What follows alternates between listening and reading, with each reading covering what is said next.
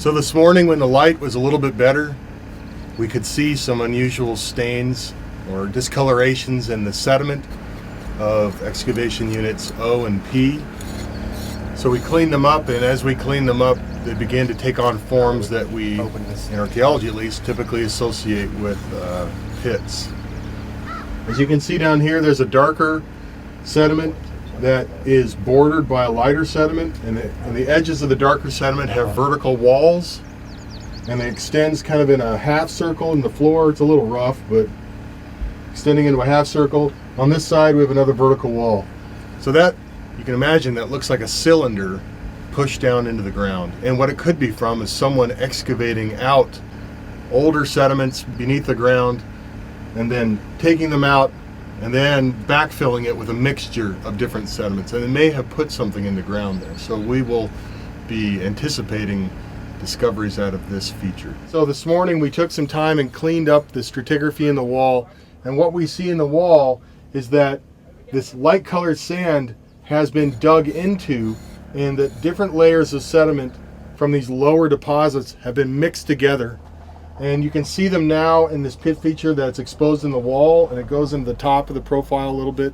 And what else I want to show you is the thing that might be the most exciting discovery we've made in a while. And that is, about halfway down in the wall of this, we see a bit of an orange oxidized layer that has small pieces of charcoal in it. What we see exposed in the wall of this pit feature is the thing that we've been looking for, a hearth feature.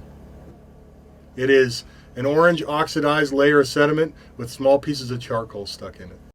So we've reached the bottom of excavation units O and P, and what we can see here in the west wall of unit O is the extent of a pit feature that comes up and takes up most of the wall. This different colored sediment represents the inside of a pit. Now what's unusual about this pit feature is that it appears to be intact, meaning someone dug a hole in the ground and then they loaded it up with different kinds of materials, perhaps combustible material, wood for example, or other kinds of organics, even foods, and they layered in apparently organic matter that was burned, and then sediment, and then more organic matter, and then up here they actually made a fire where it has a bit of a reddish stripe to the sediment, suggesting it was burned under high heat.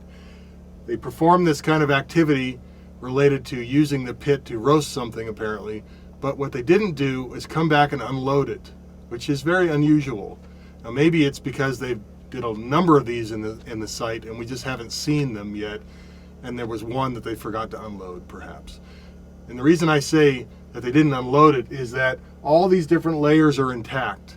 If they had come back, unloaded it, they would have taken the contents out, perhaps pushed the dirt back in, it would be all mixed up and scrambled, and we wouldn't see the kind of structure that we see now.